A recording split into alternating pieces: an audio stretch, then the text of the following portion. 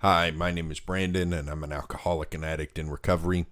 Yesterday, I read some from This Naked Mind by Annie Grace, where she discusses the beginning of the cycle of addiction and how the descent into addiction looked in her life, and I also talked some about how it looked in my life. Today, I want to talk about the end of that descent and how it looks when you start to realize that you need to look at sobriety as an option to deal with the problems that you have. I'm going to read some from her book first and then discuss some of my experience with this. She says, before you decided to cut back, your drinking wasn't a problem. At least you didn't realize it was. You, like me, probably didn't give it much thought. Now every time alcohol is in the picture, you face a stressful dilemma. If you normally drink every day, this stress becomes a daily occurrence. I relied heavily on wine to help me relax and relieve stress. As soon as something stressful happened, I would reach for a bottle opener.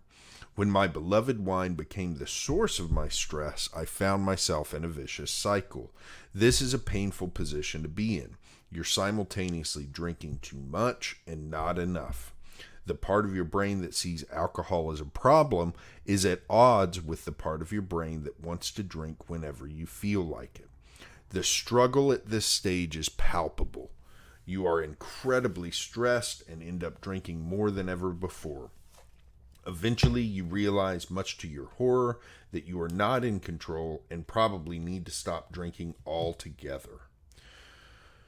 So this describes years of my life, this cycle that she described. I went through this for years, where I was drinking far, far more than I knew I should. I knew that I was drinking way more than I should.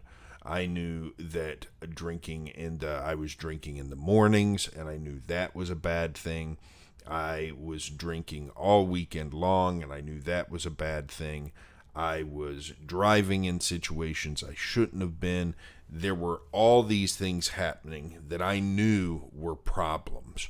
And so I remember clearly waking up on so many mornings and saying, okay, I drank too much last night. Tonight I need to take a night off. And I remember the feeling. I can almost feel it right now, even though that's not something I have to worry about anymore. I can almost feel that feeling right now of fear of not drinking that night, And it was and that caused more stress. And I would think about it all day, about how I would struggle with the idea of I really need to take it easy tonight. I really need to not drink tonight. And that would just build up stress. And as an addict, the way I was used to dealing with stress was to go back to my drug of choice. And I really had a difficult time abstaining from alcohol voluntarily. I could not do it.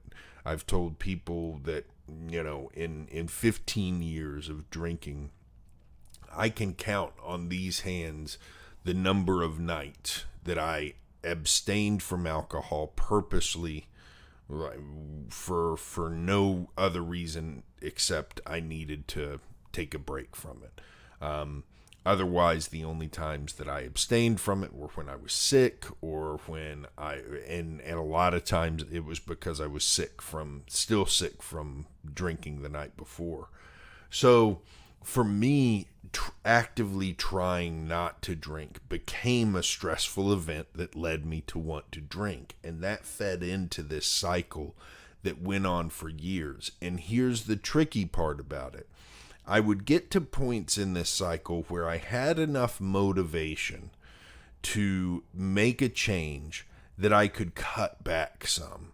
So I would go through periods of time, maybe a month, maybe 2 months, maybe even a year, where maybe I stopped drinking in the mornings and I was able to keep my drinking to a reasonable amount at night. I went through a period of time where I got really into exercise and trying to get physically fit. And that was a good motivator to cut back on my drinking. So my conscious mind could look at that and say, well, this is a sign that you've been able to regain some control over this addiction, that maybe it's not as bad as you thought it was, and maybe from here on out things will just get better, and it'll get better as you keep going. But eventually, I always found myself back in that place where I was drinking in an out of control way, where I was drinking in times that I did not want to drink. That was a good sign that when I would drink, even though consciously I didn't want to drink, even though there were parts of my conscious mind saying, I don't want to be drinking right now, and I would still drink, that was a good sign that something was going on that I needed to take some extra steps to resolve. And eventually I realized those extra steps were complete sobriety, that I needed to just stop drinking. I had to cut it out of my life. That I, like many before me, had a issue with alcohol that it just could not be in my life at all. There was no chance that I could moderate it. I had been wanting to do it for years, and if there was a way to do it, I would have figured it out. And that's when I decided that I needed to quit. And she says here, this news for many is tragic. Mary, a former blackout drinker who found her freedom with This Naked Mind, described it like this. I remember thinking, I think I just need to stop drinking. And that's exactly what happened to me. And she says, my entire body deflated as the words crossed my lips, overcome with sadness at the thought of giving it up forever, and at the same time not believing I was capable. It felt so unfair. Why couldn't I just learn to drink like other people? Why did it have to come to this? And I remember feeling very similar emotions when I first decided to quit drinking.